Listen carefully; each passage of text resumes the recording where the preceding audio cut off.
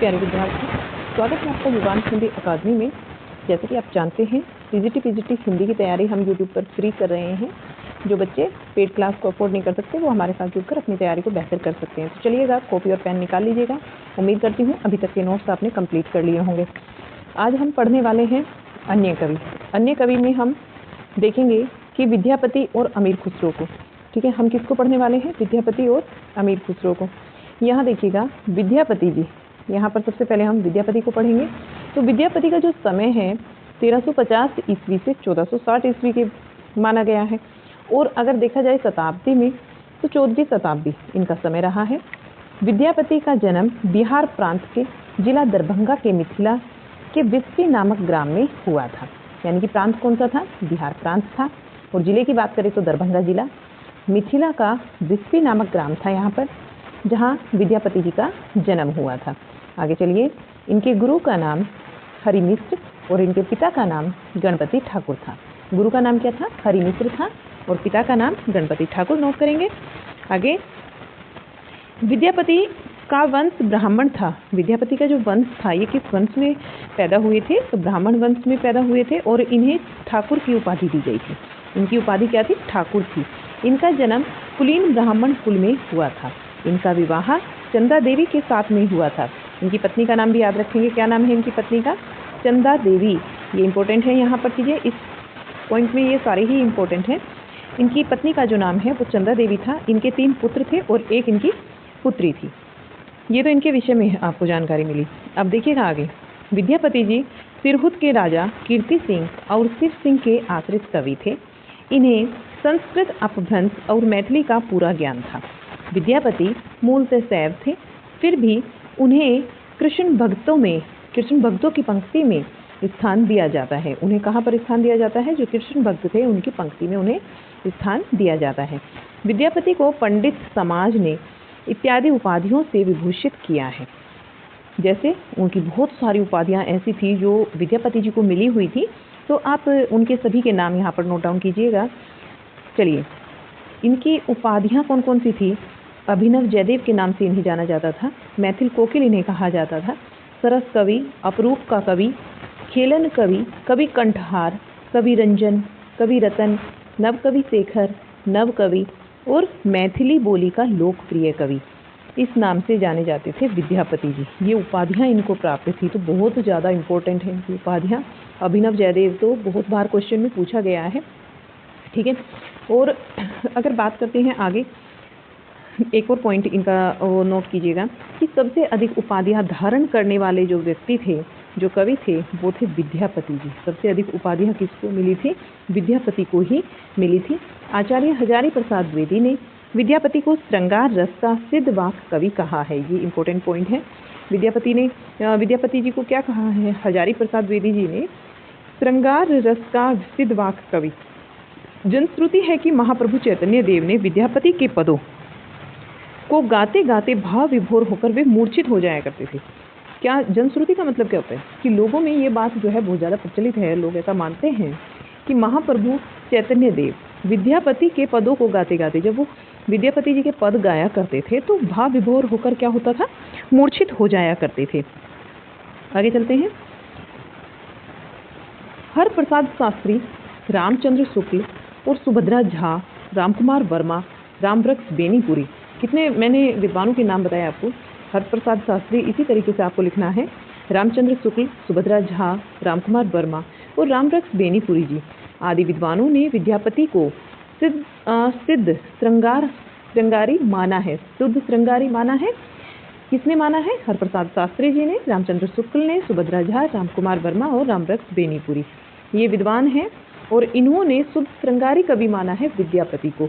2 से 3 बार बोलने का मतलब है कि वो पॉइंट जो है बहुत ज़्यादा इंपॉर्टेंट है। नोट कीजिएगा, स्टार मार्क कीजिए। विद्यापति अपरूप के कवि थे। अपरूप के कवि, और अपरूप वे किसको बोलते थे? सौंदर्य को बोलते थे। यह किसको कहा जाता था? सौंदर्य को अपरूप कहते थे। विद्यापति प्रतिभाशाली आंसू कवि भी थे, ये भी नोट कीजिएगा। और विद्यापति के कुल ग्रंथों की संख्या 14 मानी गई है।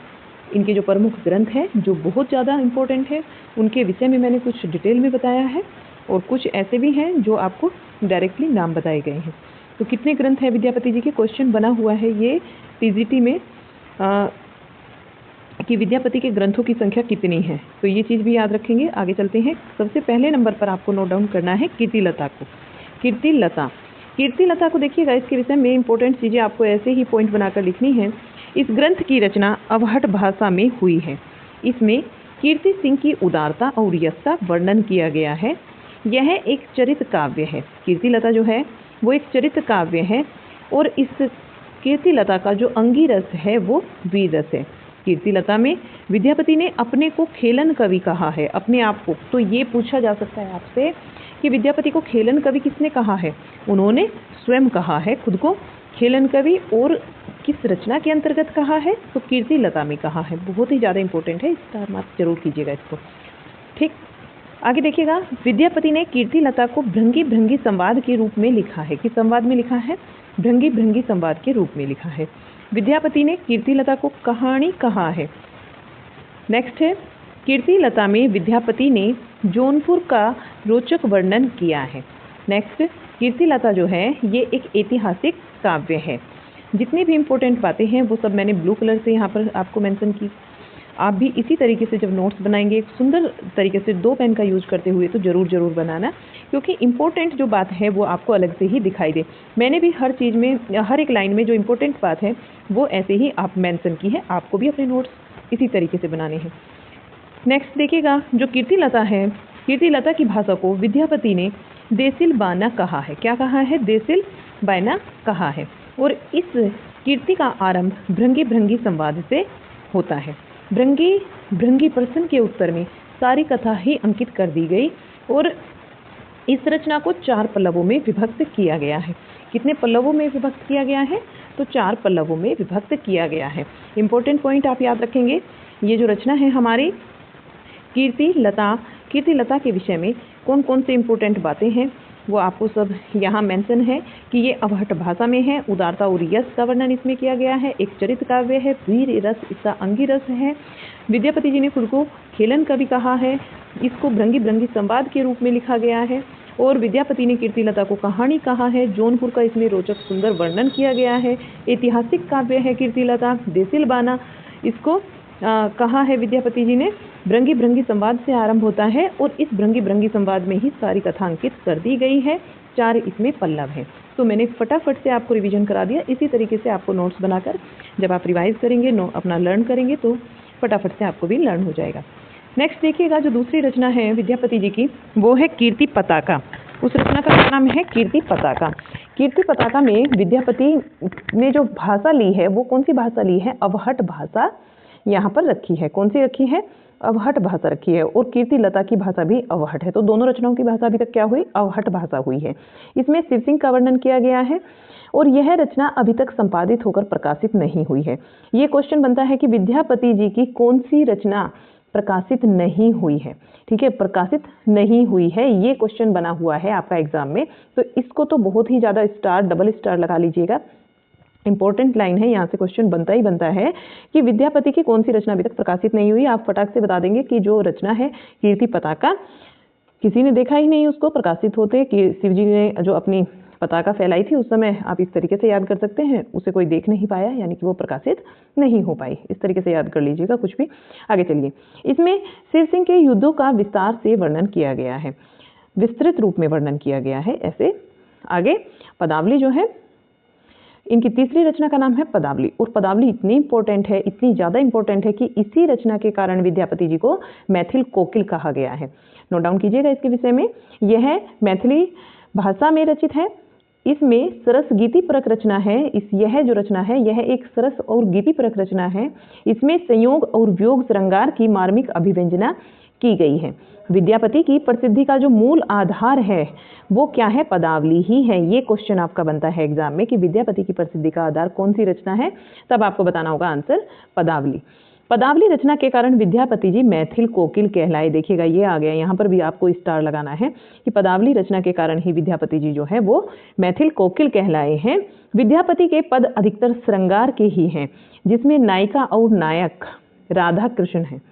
विद्यापति की पदावली में घोर श्रृंगार का वर्णन होने के कारण इन्हें श्रृंगारी कवि भी कहा गया है। एक उपाधि इनको श्रृंगारी कवि की भी मिली है, शायद पहले मेंशन नहीं की हो तो ये भी वहां पर मेंशन कर लीजिएगा कि विद्यापति को पदावली रचना में बहुत ज्यादा श्रृंगार रस का वर्णन करने के कारण इनको श्रृंगारी कवि भी माना गया है।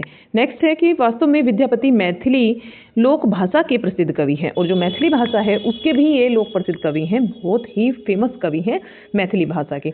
विद्यापति के पदों की रचना जयदेव के गीति काव्य के अनुकरण पर ही की गई है।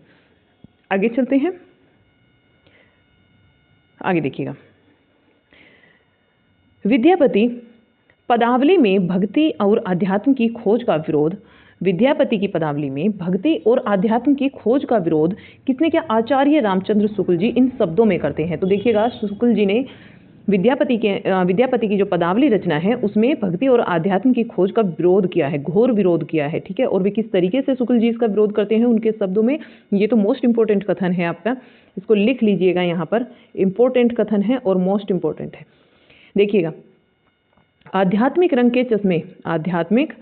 के चश्मे इतने सस्ते हो गए हैं कि उन्हें चढ़ाकर जैसे कुछ लोगों ने गीत गोविंद के पदों को आध्यात्मिक संकेत बताया है, ठीक वैसे ही विद्यापति के पदों को भी। आध्यात्मिक रंग के चश्मे, आपको ज़्यादा कुछ करने की जरूरत नहीं है, बस इतना कर लीजिए कि इसमें भक्ति और आध्यात्म की खोज का विरोध किया है, और किया किसने है? शुक्ल जी ने किया है। बस आपको कथन के रूप में अगर याद करना चाहते हैं, पूरा कथन नहीं भी याद हो पा रहा तो आध्यात्मिक रंग के चश्मे बहुत सस्ते हो गए हैं, इतना याद कर लीजिएगा। यहीं से आप पकड़ बना लेंगे कि ये कथन जो है शुक्ल जी का है। पदावली का मुख्य विषय राधा कृष्ण की प्रेम लीला है। पदावली का जो मुख्य विषय है वो क्या है? राधा कृष्ण की प्रेम लीला है। नेक्स्ट पॉइंट देखिएगा, जो अगली रचना आती है वो है गोरक्ष विजय। गोरक्ष विजय के विषय में आपको बस दो ही लाइन याद रखनी है, एक दो ही लाइन। जैसे कि ये रचना भी जो है विद्यापति की मैथिली भाषा में है, गोरक्ष विजय भी मैथिली भाषा में है, और इसके दो भाग हैं, एक गद्य भाग है, एक क्या है इसका गद्य भाग है, और एक इसका पद्य भाग है।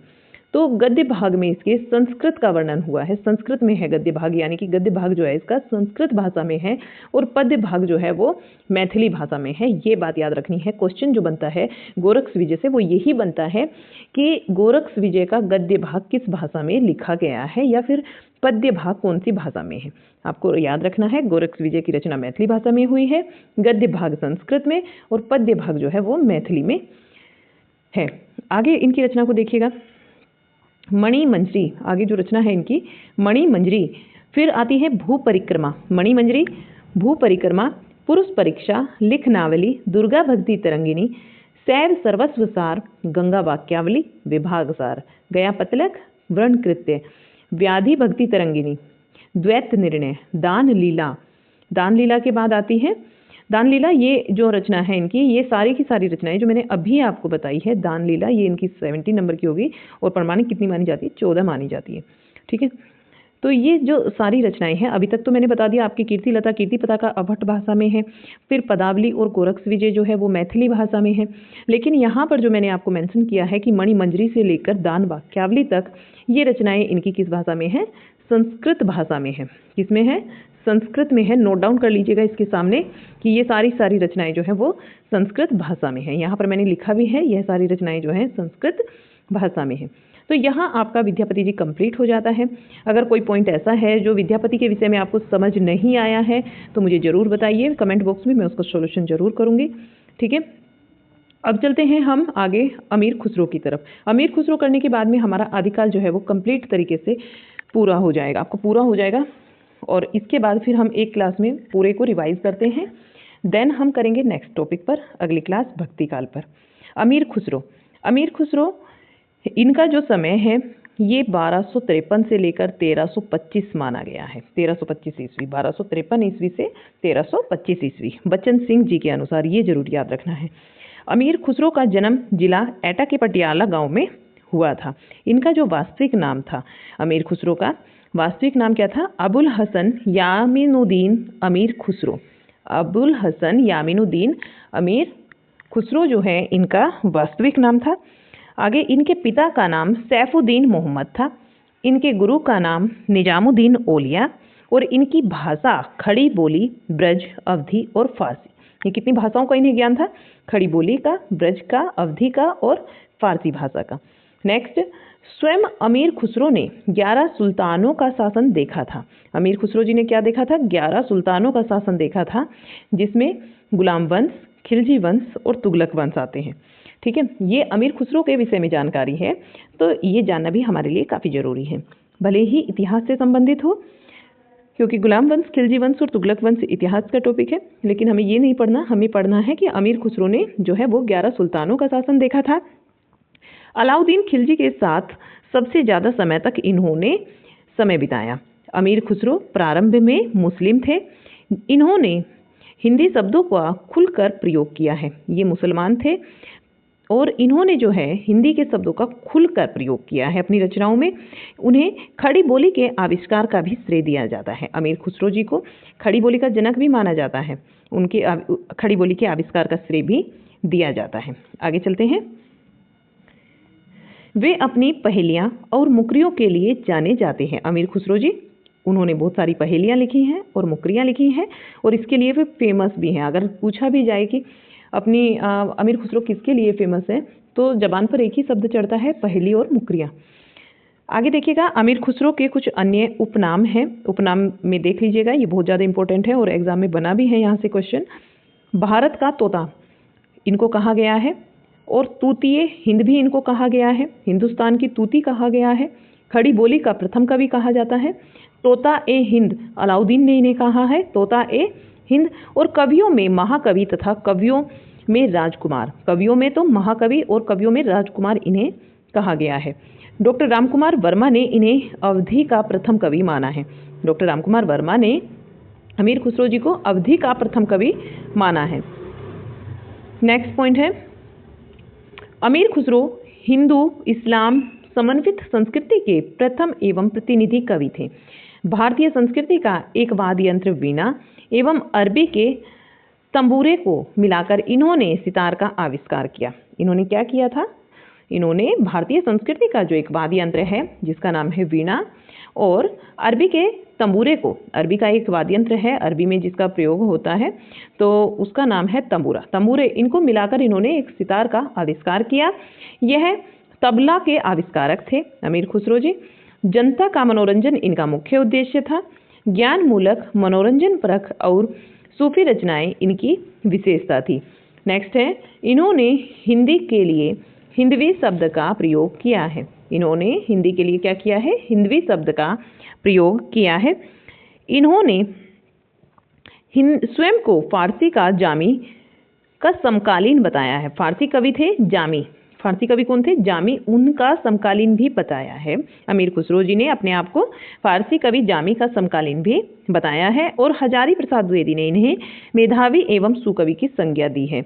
अमीर खुसरो को हिंदी खड़ी बोली का आदि कवि भी माना जाता है। तो कितने सारे इंपॉर्टेंट पॉइंट हैं यहाँ पर, यहाँ से एग्जाम में कोई भी पॉइंट बन सकता है। सारे इंपॉर्टेंट पॉइंट यहाँ पर रखे गए हैं, ये आपको बहुत ही ध्यान से पढ़ने हैं और 2 से 4 बार कम से कम इसको रिवाइज करना है, तब एक एक पॉइंट आपके माइंड में क्लियर होगा। चलिएगा, कोई पॉइंट मैंने यहाँ छोड़ा नहीं है, जो भी पॉइंट मुझे लगा इंपॉर्टेंट है वो सब यहाँ पर मेंशन किया है, तो आप भी अपने नोट्स इसी तरीके से बनाइएगा। चलिए, इनके जो ग्रंथ है, ग्रंथों की संख्या 100 मानी गई है, जिसमें 20 से 21 ही उपलब्ध हो पाए हैं। लेकिन आपको 20 से 21 नहीं पढ़ने हैं, ठीक है? जो उपलब्ध हो पाए हैं लेकिन उनके विषय में अभी भी पूरी जानकारी नहीं है, तो जो इम्पोर्टेंट है वो आपको यहाँ पर पढ़ने हैं। इनके प्रमुख ग्रंथों में सबसे पहले खलिकबरी आप पढ़ेंगे। खलिकबरी, इसकी रचना गयासुद्दीन तुगलक के पुत्र को भाषा ज्ञान देने के लिए की गई थी। खलिकबरी जो रचना है अमीर खुसरो जी की, उसकी क्यों होती है उसकी रचना? क्योंकि गयासुद्दीन तुगलक जो थे उनके पुत्र को भाषा का ज्ञान देने के लिए इसकी रचना की गई थी, और यह एक कोश ग्रंथ है। खलिकबरी क्या है? एक कोश ग्रंथ है। सेकंड नंबर पर पहेलियां आता है, यह खड़ी बोली में लिखी गई है। मुकरियां, ये ब्रज भाषा का ग्रंथ है। मुकरियां ब्रज भाषा में इनकी लिखी गई है। बात से मुकर जाना, इसका मतलब क्या होता है? मुकरियां, बात से मुकर जाना। एक रचना है इनकी दो सुखने। दो सुखने, ये खड़ी बोली क्यों शैली है ना, खड़ी बोली क्यों शैली में, यानी कि दो प्रश्नों का एक उत्तर। दो प्रश्नों का, दो सुखने का मतलब क्या होता है? दो प्रश्नों का एक उत्तर। खड़ी बोली शैली में लिखी गई है, ये भी खड़ी बोली में। आगे चलिएगा, नूर सिपर नूर सिपर इनकी रचना है जो कि भारतीय बोलियों का विस्तार से जिसके अंतर्गत वर्णन किया गया है। इसमें कुतुबुद्दीन मुबारक खिलजी के समय की सामाजिक स्थिति के विषय में जानकारी मिलती है।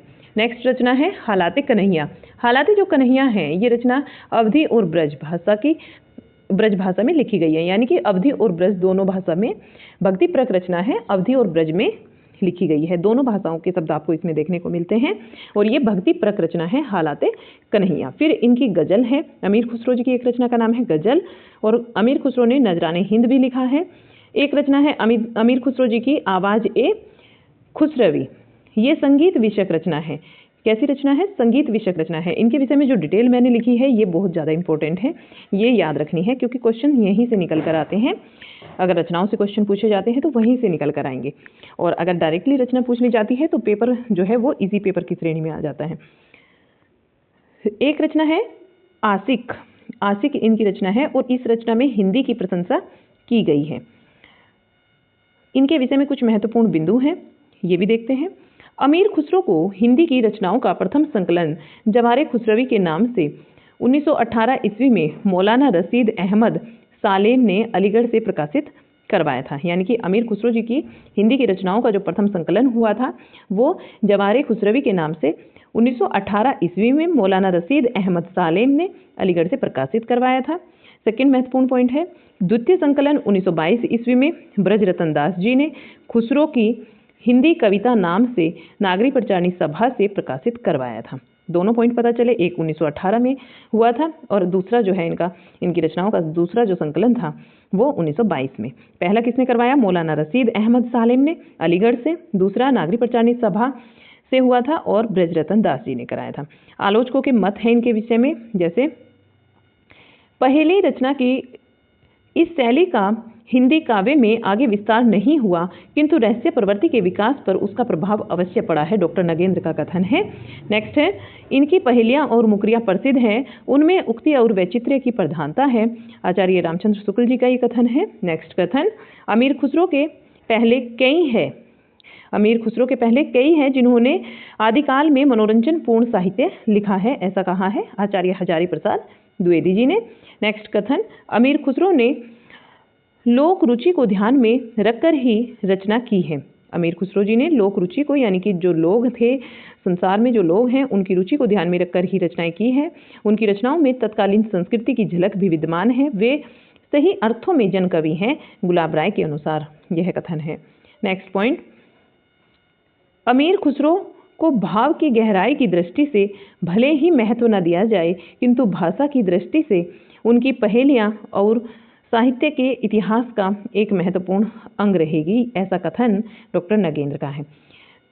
नेक्स्ट पॉइंट डॉक्टर कादरी ने खलिक बरी को उनकी रचना नहीं माना है और शुक्ल जी ने अमीर खुसरो की रचना का उद्देश्य मनोरंजन माना है। क्या माना है? मनोरंजन माना है। नेक्स्ट पॉइंट है कि शुक्ल जी ने विद्यापति और अमीर खुसरो को आदिकाल का फुटकल कवियों में जगह दी है। शुक्ल जी ने कहाँ पर जगह दिया है? अमीर खुसरो और विद्यापति को आदिकाल के जो फुटकल कवि थे उनमें जगह दी है, फुटकल कवियों में। अमीर खुसरो की कुछ प्रमुख पंक्तियां हैं जो मैंने मेंशन की है, अर्थ के साथ भी बताया है, तो देखिएगा।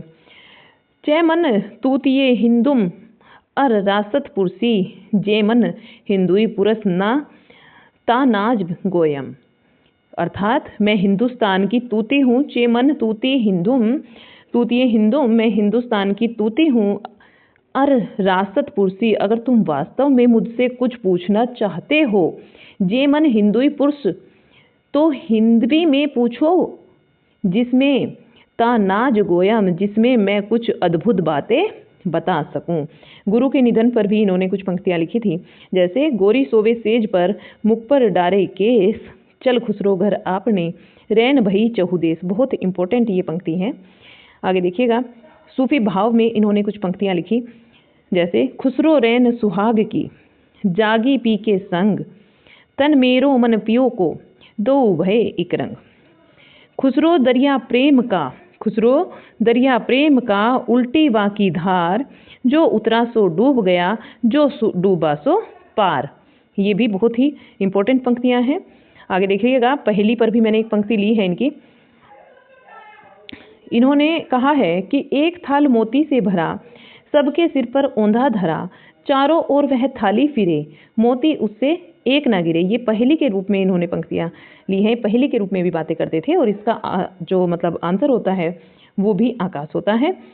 और ये एग्जाम में आया हुआ क्वेश्चन है। एक थाल मोती से भरा, दो सूखने से देखिएगा क्या पंक्ति ली है। रोटी जली क्यों, घड़ा अड़ा क्यों, पान सड़ा क्यों। उत्तर क्या था इसका, फेर ना था ना, फेर ना था ना या पलटा ना था। ठीक है, फेरा ना था ना पलटा ना था, इस तरीके से आपको आंसर भी देना है, कई बार पूछ लिया जाता है। अनार क्यों ना चखा, अगली पंक्ति है, अनार क्यों ना चखा, वजीर क्यों ना रखा।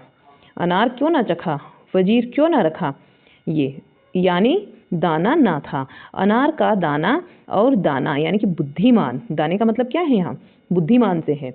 मुकरियों में भी इन्होंने पंक्तियाँ लिखी तो मैंने वो भी यहाँ पर मेंशन की, तो देखिएगा इसको।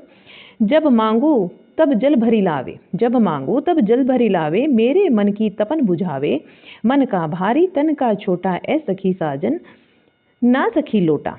वो कहते हैं, सखी कहती है आपस में ए सखी साजन, तो दूसरी सखी क्या कहती है, जो पंक्ति बता रही है, ना सखी लोटा। जब मांगू तब जल भरी लावे, मन मेरे की तपन बुझावे, मन का भारी तन का छोटा, ए सखी साजन ना सखी लोटा। इस तरीके से इंपॉर्टेंट पंक्ति है। नंगे पाँव फिरन नहीं देत, पाँव से मिट्टी लगन नहीं देत, पाँव का चूमा लेत निपूता, ए सखी साजन ना सखी जूता। सखी क्या आंसर देती है, एक सखी पूछती है ए सखी क्या ये साजन है, तो दूसरी सखी बोलती है कि नहीं नहीं ये तो जूता है। अच्छा, फिर गजल से देखिएगा पंक्ति जो बनती है। जे हाल ए मिसकी मुक्कन तगालुफ, दरिया नैन बनाए बतिया। एक पंक्ति है, छाप तिलक सब छिनी रे, मुँह से नैन मिलाई के। सामाजिक विश्वास पर जो पंक्ति है इनकी, उज्ज्वल बरन अधीन तन, ऐचित दो ध्यान, देखत मैं तो साधु है, पर निपट पार की खान। उत्तर क्या है, बगुला पक्षी। अगली पंक्ति है, चार अंगुल का पेड़ सवा मन का फता, फल लागे अलग अलग, पक जाए इकट्ठा। उत्तर क्या है, कुमार की चाक। लकड़ी की व्याख्या सुनिएगा। काहे को ब्याहे देश, काहे को ब्याहे देश, अरे लखिए बाबुल मोरे, काहे को ब्याहे देश, काहे को बिहाय विदेश। फिर कहते हैं, भैया को दियो बाबुल महल दो महल, हमको दियो परदेश, अरे लखिया बाबुल मेरे, काहे को बिहाय विदेश। हम तो बाबुल तोरे खूटे की गैया, जित हाके उत हक जाए, जित हाके उत हक जाए, अरे लखिए बाबुल मोरे, काहे को बिहाय विदेश। एक बेटी कहती है अपने पिता से, तो अपने मन की बात कैसी, आपको यहाँ तक की हमारी जो बात थी अमीर खुसरो जी के विषय में जो हमने बातें की, उनके विषय में जाना, और हमने जाना है विद्यापति जी को आज की क्लास के अंतर्गत। आपको कैसा क्लास लगा हमारा ज़रूर बताइएगा, कमेंट बॉक्स में ज़रूर लिखिएगा। और हाँ, आपसे रिक्वेस्ट है कि ये क्लास जो है आप हर अपने उस दोस्त के पास में ज़रूर भेजिएगा जो पेड क्लास को अफोर्ड नहीं कर सकते। मैं समझती हूँ कि ये क्लास आपको पेड क्लास से बेहतर कंटेंट दे रही होगी, और उम्मीद करती हूँ आप चैनल को भी ज़्यादा से ज़्यादा सब्सक्राइब करेंगे, क्लास को ज़्यादा से ज़्यादा लाइक और शेयर जरूर करेंगे। तो फिर मिलते हैं आपसे एक नेक्स्ट क्लास में, जिसमें हम पूरा आदिकाल का रिवीजन करेंगे, क्योंकि यहाँ मैंने कथन हो, पंक्ति हो, या फिर किसी भी लेखक के विषय में कुछ भी हो, वो मैंने सब कुछ आपको रचनाओं समेत, कवि समेत पढ़ाया है। एक क्लास में हम पूरा रिवाइज कर लेंगे, उसको मैराथन बोल लीजिएगा, और फिर नेक्स्ट जो हमारा टॉपिक होगा वो भक्ति काल होगा। तो आज का क्लास आपको कैसा लगा ज़रूर बताइए कमेंट बॉक्स में लिखकर। मिलते हैं आपसे एक और नई क्लास में, तब तक के लिए बाय बाय।